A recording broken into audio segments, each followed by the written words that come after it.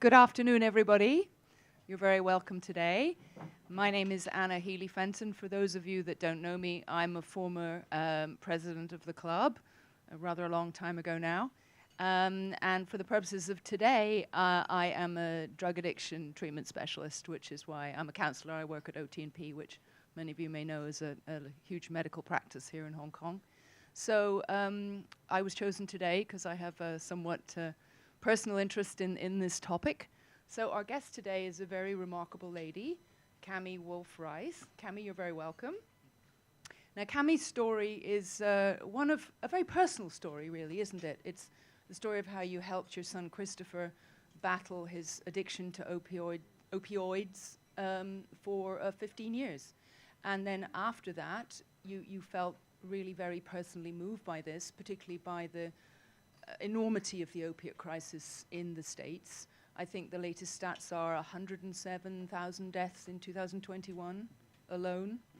And so for you, this isn't just, this is a personal and a public crisis. And you've really looked at how prevention is the way to go.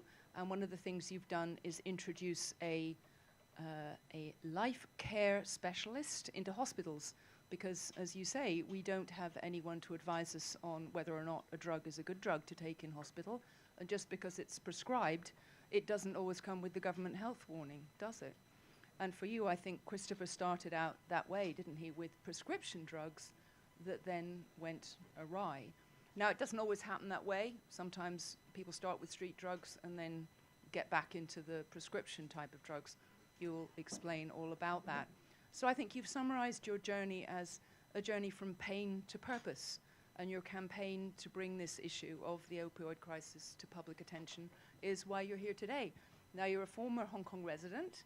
You were here for nearly 7 years, but you said you'd been gone 7 years now as well, so you're very welcome back. And so, over to you. Thank you so much for that introduction. I gotta say, it is great to be back in Hong Kong. I miss Hong Kong. I think John and I have said it like 4 or 5 times since we landed yesterday. Like, we really miss Hong Kong. I really want to thank you all for coming here today. And I'm going to share a personal story. So, this is Christopher. And he had big dreams. Christopher's goal was to be a Navy SEAL. He was super disciplined, book smart, and a hugger. If he met you, he hugged you. And that smile. We lost our son February 26, 2016. And the bottom line is it didn't have to happen. Christopher was diagnosed with a colon disease in middle school, junior high. And his senior year in high school, the doctor said, we've got to remove his entire colon. And this was right when the wonder drug, Oxycontin, was released. And we went home with 90 painkillers. And I did exactly what the doctor told me to do, give them to him every 4 hours. And he had a hole in his stomach, and he was in extreme pain. So as a mother, what do? You give him the pill. Didn't even think to ask any questions of if it was okay or if it was safe. And it literally hijacked his brain, because we had a prescription after that one, and a prescription after that one, and he fought it for 15 years, hard. And we as a family fought it extremely hard. Since Christopher's passing, I think this actually, we don't know exactly the data. I would be fair to say that it's up to 500,000 people have passed away since my son passed away. And if you look at the grueling stats, 80% of heroin users started with a painkiller that came from a doctor. So we have to pay attention, and we have to look at being health advocates for ourselves. People don't wake up and say, oh, I want to be an addict today. No one asks to become addicted to opioids, but literally, it can happen with one prescription. And so I found, like, how do I, I'll be honest with you, it took me 2 years to say that Christopher overdosed. Why is that? It's not cancer, right? If you say your kid has cancer, you have people coming to your house and bringing you casserole dishes. But with addiction, you hide it under the rug because you don't want to be looked at as a failure as a parent. What's wrong with my son? And as sad as it sounds, I wanted Christopher to have a respectable death. I didn't want the whispering going on of, oh, he overdosed. He was a bad person, because he wasn't. It's the last thing Christopher wanted. So I feel like coming out and speaking about it, we have to break the stigma, because silence is deadly. It kills. And so many people that know somebody, if I did a poll here and said, do you know somebody that's addicted? Almost everybody would stand up if they're being very honest. But would they stand up? Because of the stigma. So if I speak out, maybe that will help others and open the door for others to speak out.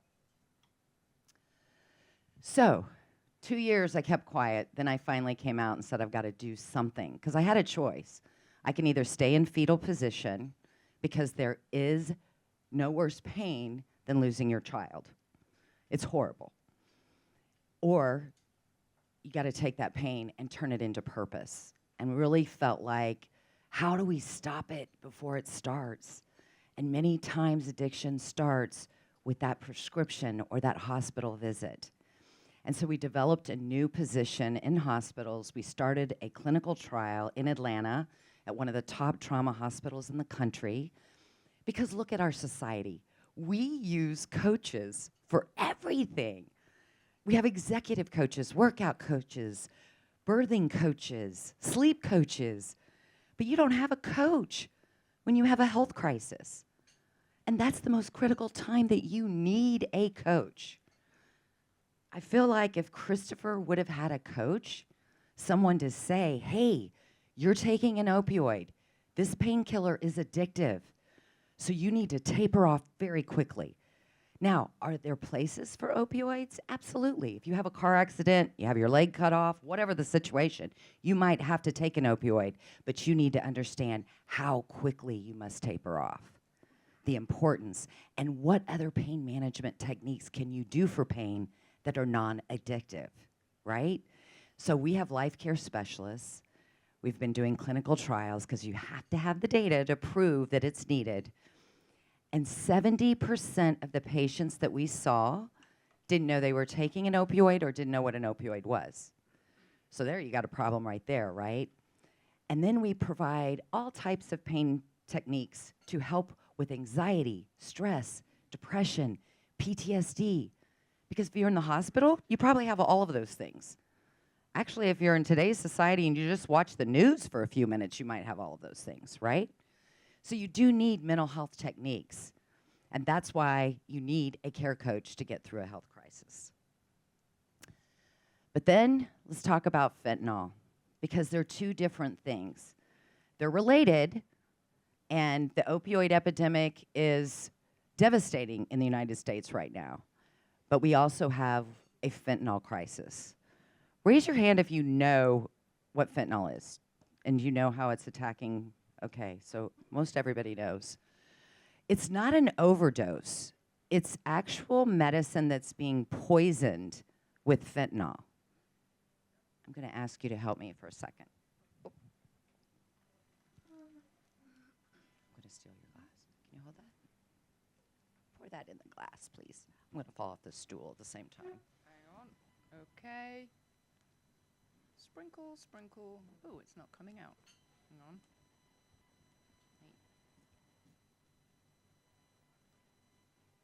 Here we go. Thank you. If this were fentanyl, it would kill over 500 people and have the opportunity to addict 1,000 people. If you already have a tolerance for drugs, drug dealers are not doing what they used to do on the corners anymore. They're hitting our children. They are creating fake pills that you cannot tell the difference.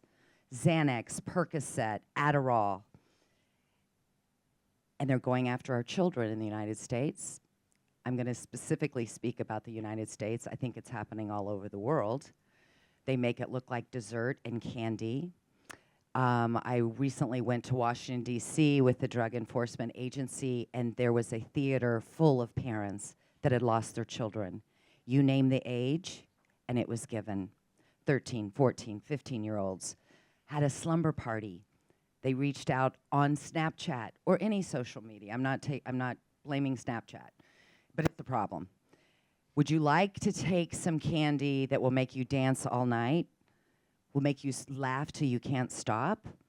A mom had a slumber party. 14 and 15-year-olds downstairs in the basement having a great time. This dealer reached out to the kids, continuously reached out on Snapchat. They delivered the drugs to the home. The mom went downstairs. They'd each taken one pill. Every child was dead. It's a true story.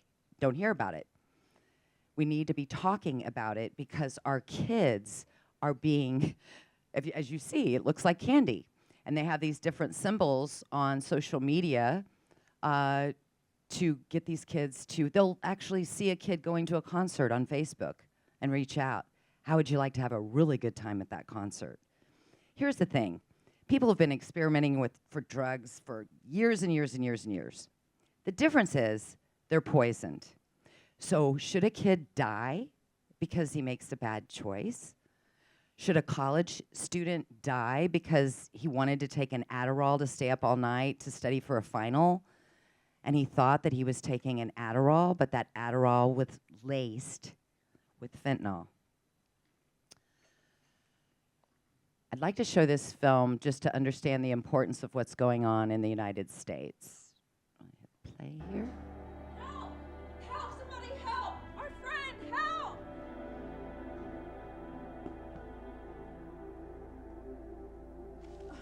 Where is it? Does anybody have Narcan?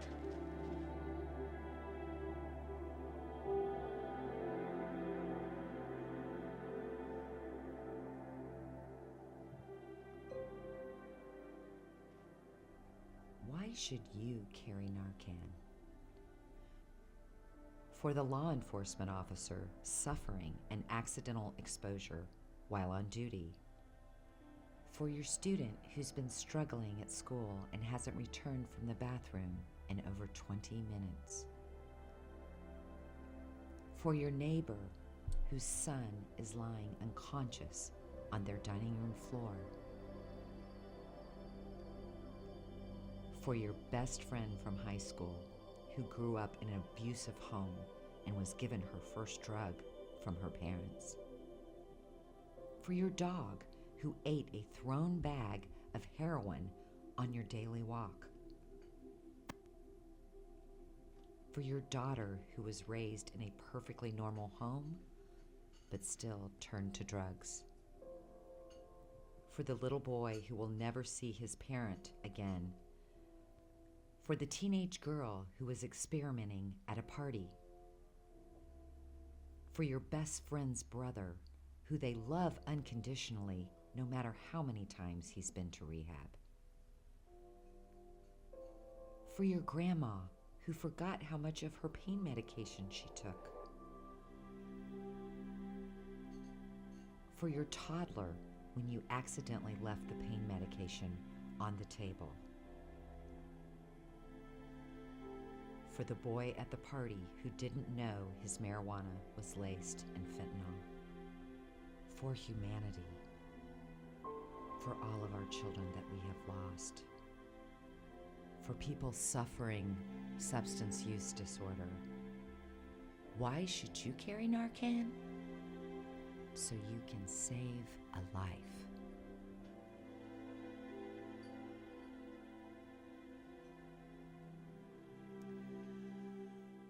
So there are over 300 people a day dying in the United States.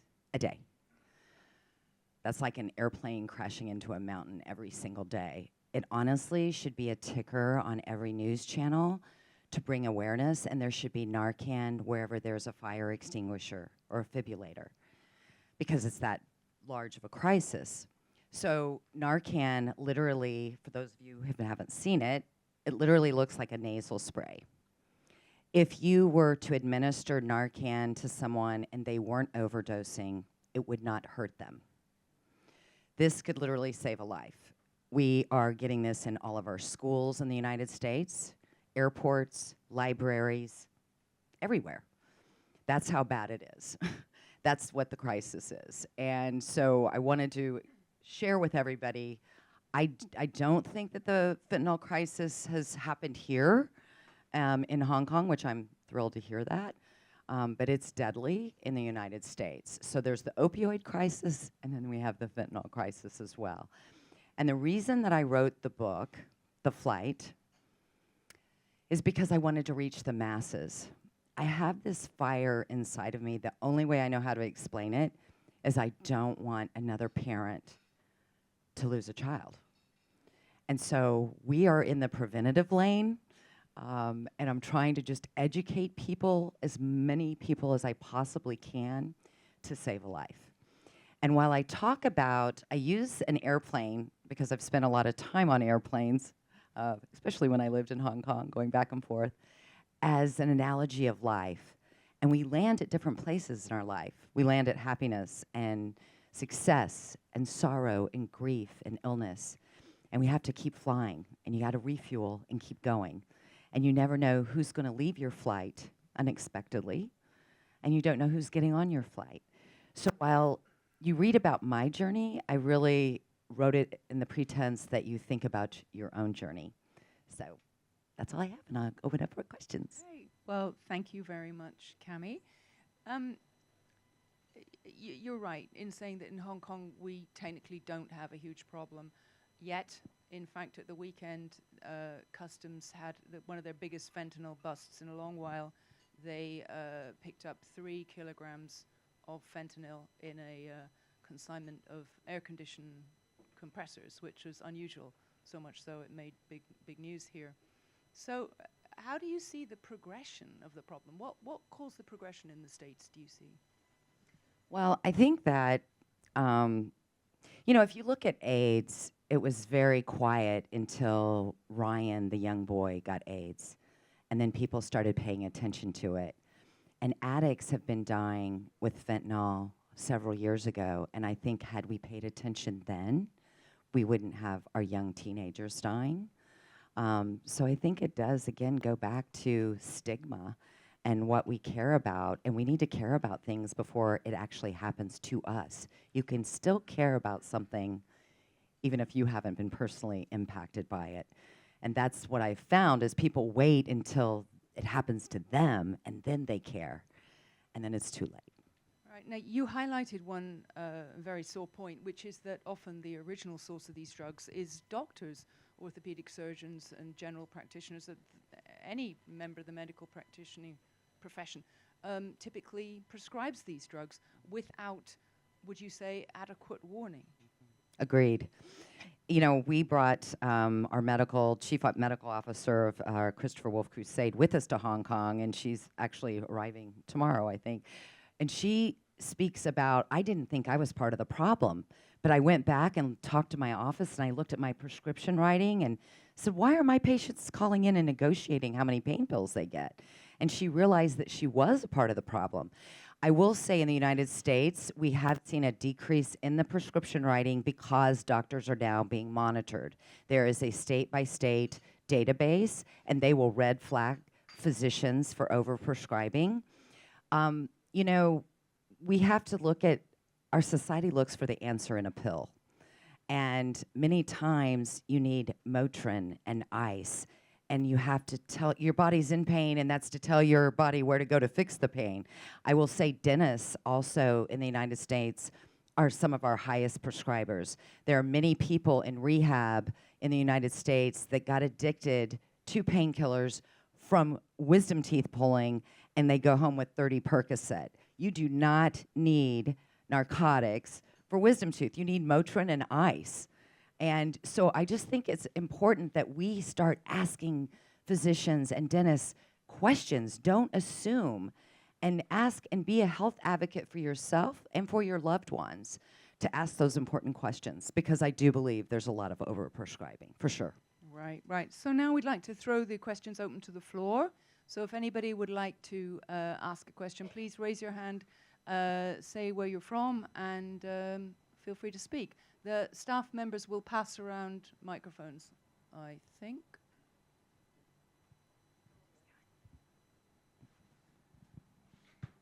Hello, my name's Elisa. I'm a psychotherapist at A Mindset. I'm wondering, are you also working with insurance companies to trying to convince them that this is a good thing to look into? Absolutely. That is the number one goal for CWC, is to have a billing code for our life care specialists. There should be life care specialists in every hospital. They do in the United States have a similar position in children's hospitals called a child life specialist. And that's how I knew to do the adult. But when you're 18 and above, you have nothing. And so yes, the ultimate goal is that the insurance would allocate a billing code, and they should understand preventative would save a lot more money than going to multiple treatment centers. And you know, as I said earlier, people don't wake up and say, I want to become addicted, right? It's not something that they, so having that preventative piece would be very, I think, helpful. But I think we as a country don't do a good job of preventing anything. Okay.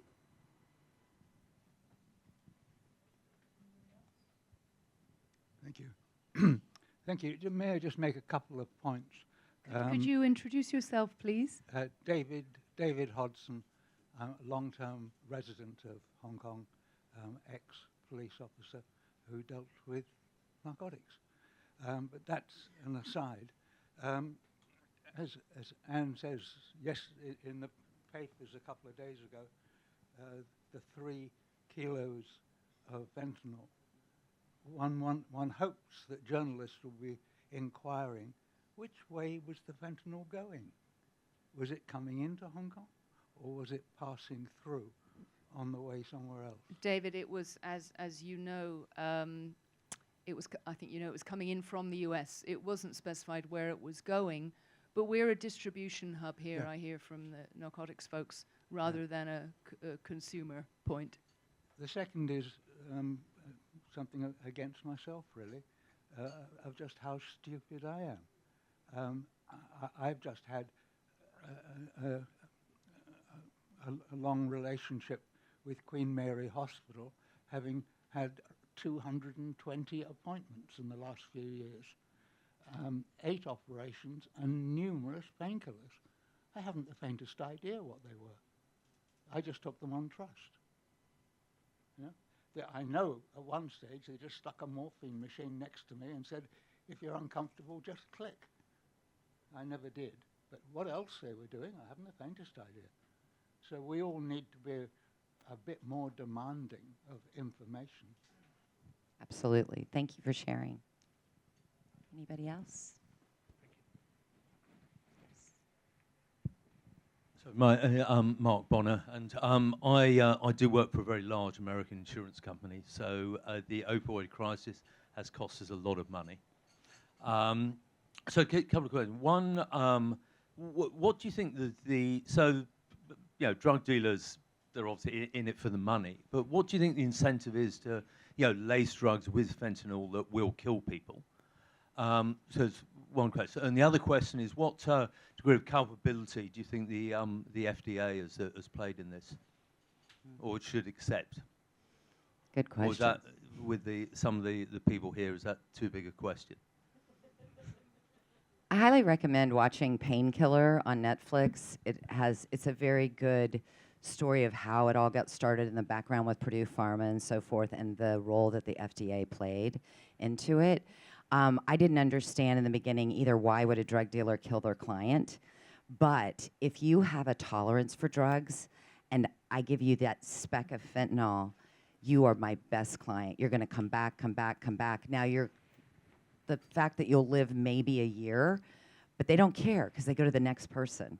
They go to the next person. And they're not chemists that are making these fake pills. It's a pill press, and they don't necessarily mean to kill you, but it's just that little dot of salt, literally the size of a salt, that can kill you. But if they get you addicted to fentanyl, you are an unbelievable client. You're coming back multiple times in that day. So they don't care if they kill who they kill on the other side. Anybody else? I think the main thing is to really talk to, if any of you have children that are going to college throughout the world, you know, it could be an innocent of taking an Adderall or being at a party and having peer pressure, take this to, you know, dance, whatever, or to stay up all night studying. There have been many cases. I mean, I've dealt with parents all over the United States that have lost their kid that they literally thought they were taking a Percocet because they had a bad back and hurt their back and couldn't sleep, and or an Adderall because they wanted to stay up and study for a final, and they're dead. So I think really having that frank conversation with young people is quite key, so they know what's going on, and they should carry Narcan. I think most of us, on discovering that a family member or a friend was quote unquote addicted, i.e. engaging in a compulsive relationship with a drug that is causing major negative life consequences, would think of treatment centers or a 12-step program or seeing a therapist. What, in your experience, works and doesn't work with recovery from this type of addiction? You've seen the whole gamut, I imagine, over 15 years. Yes. I'm not real, it's hard because Christopher went to multiple treatment centers. I think we need to relook at the way that we're doing rehabilitation with people that are fighting substance misuse. There are good elements to 12-step, but there are some really negative. Christopher used to have to stand up every day at a meeting, every day, and say, "Hi, I'm Christopher, I'm an addict." And what that did for his self-esteem and what that made him feel like, he's like, "Mom, I feel like a loser. I'm a complete piece of..." That's how it made Christopher feel. So in treatment centers in the United States where I've had the opportunity to share, they are now standing up and saying, "Hi, I'm Christopher, I'm a warrior, I'm extraordinary, I got this, I'm gonna beat this." And that's much more positive affirmation to beating this disease. And again, I think it's breaking the stigma, and they need family. You need connection. You have to be connected to a tight network because relapse is a part of the disease because your brain is constantly telling you that you need whatever it is you're addicted to. So it's showing compassion and empathy and love and unity is what's going to help your loved one, and never to give up on them. Never. So if anybody here has a relative or a friend that they think is overdoing it, what would be your advice to them as to how to help, really? I think is to come at it with love and connection and compassion and with an entire ecosystem of support, of being there with your entire family to support that person. And no judgment, honestly, no judgment. They didn't ask for it, and it is a disease. And so it just takes love and compassion. And it's you know, you have to look at the root cause. Like there's some trauma there that's causing that person to self-medicate. And it does hijack your brain. So coming at it with compassion and love, I think, is the way to go. I can't specifically say a treatment center here in Hong Kong because I don't feel comfortable knowing that well. But maybe they should come talk to you. We don't. They can come and see me. We don't actually have any, well, there's a few government-sponsored ones, but we don't really have what would be regarded as a regular rehab here. What was your experience of, you mentioned the 12-step programs, which most people would understand as Narcotics Anonymous or Alcoholics Anonymous or Cocaine Anonymous, what we have here. What was your experience of the private rehabs that you saw? That's apart from the 12-step programs, because typically those are the options people here would have. Yeah. You need to check and see what their success rate is. There's really not a good guidance for these rehab treatment centers. And a lot of them in the United States, there's opioid settlement money, millions and millions and billions of dollars going to each state. And so everybody's going after that money and setting up treatment centers on every corner. So I would look at their history and their success rate and what they do. I also think, though, there are some tremendous online apps now. Reframe is one for alcoholics where you can connect. You can be anonymous if you need to be, but you connect with people that are like you, that are dealing with the same, and having that connection with someone else that's going through the experience that you're going through. I've seen tremendous impact in a good way from apps that actually digitally are helping people. Yeah. A question? Sorry, yes, building on what you've just been saying, how do you Could you introduce yourself? Sorry, Morgan Davis. I'm a financial journalist here in Hong Kong. Building on what you've been saying about treatment and recovery, how do you find the conversation is when we're talking about youth, and when we're talking about minors or maybe people in university under 25, are these programs good for them? Is a 12-step program is throwing them in with Narcotics Anonymous and a 55-year-old that has a different life experience, a different story, an appropriate response? Are there answers out there for how we can work on treatment for younger people?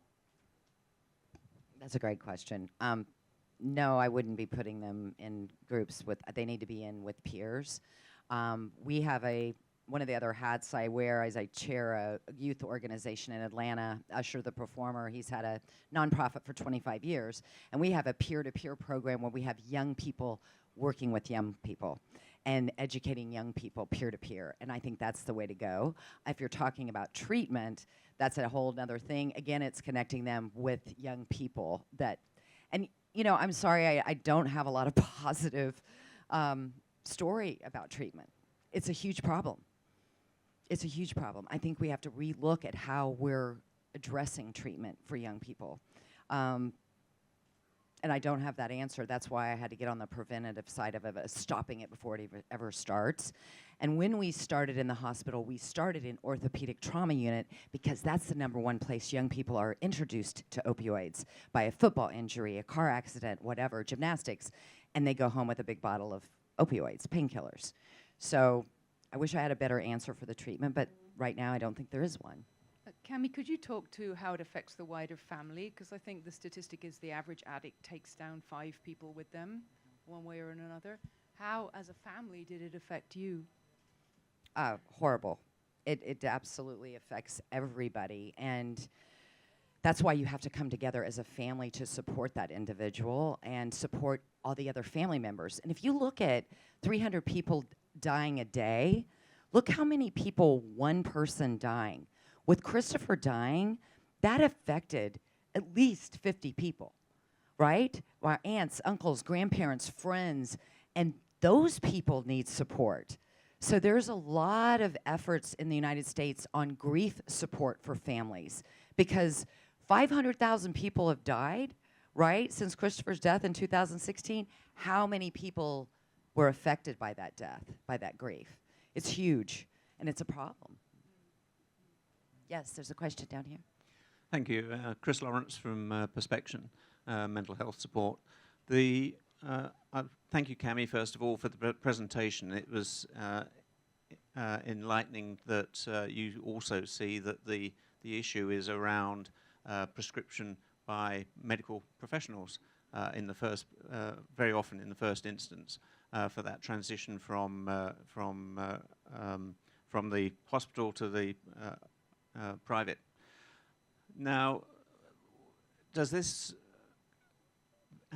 impacted by the fact that we put ourselves in the hands of the professionals in whichever profession? Once we have gone outside of what we are comfortable with knowing, challenging, once we go to a medical professional, we put our hands in their decisions as the experts, and there's less of a culture of challenging and not in a negative way, but finding personal justification for the actions and the prescriptions or surgery or whatever it is that we're going to have. Is this something which is cultural? I believe so. I think and look, we need doctors, right? And there are phenomenal doctors out there. I'm not saying we hate all doctors because a lot of people would be gone if they didn't have a doctor, right? But you should ask doctors questions, and you should be your own health advocate. Absolutely, 100%.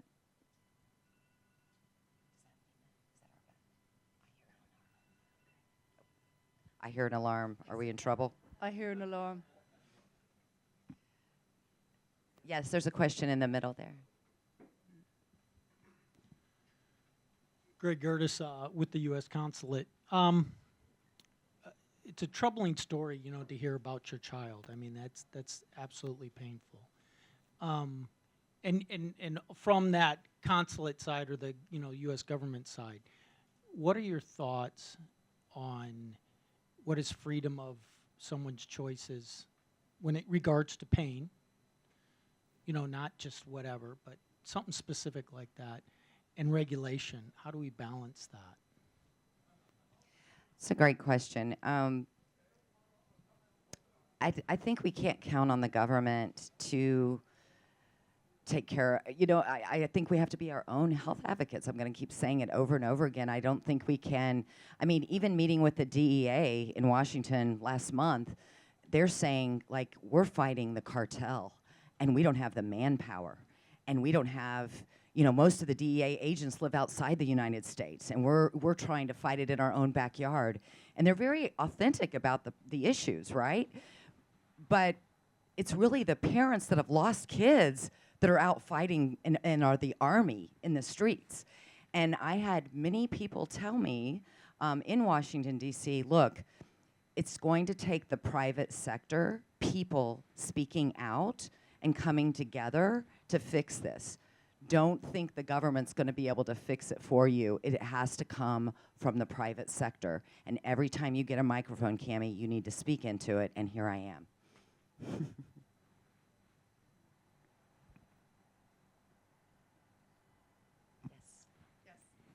Sorry, I'll ask another one. Going off of that, with police involvement at this point, a lot of them are carrying Narcan, but how aware and how trained are you finding people as far as treatment, as far as how they should treat someone who is in, active withdrawal when they're in a prison cell? Has there been appropriate training in the communities? It's starting. The training is starting in police forces, and there's several moms that have charities just like I do, and they do different things. So there's a mom, for example, that goes into police stations and talks to police because when her child overdosed and died, not overdosed, it's a poisoning when it's fentanyl, by the way. You don't overdose on pills. You're taking one pill and you're dead. And a police officer kicked her son's foot and said, it's just another addict dead. And she heard that. And so her advocacy is out educating people, educating police officers to have empathy and compassion and understand it as a disease. And then there's many people that say, oh yeah, why do we carry Narcan? That's enabling drug use. Well, my answer to that is I don't think it's up to us to decide who lives or dies. And would you not help somebody drowning? Would you really not save somebody if you had something in your hand to save them? So it's the way you look at addiction, and it's really, again, breaking that stigma of the way we think of addicts and start coming at it from a humanity and a compassion standpoint. My son did not ask to become addicted, right? And look how he happened. So don't assume you know why somebody got addicted and is there.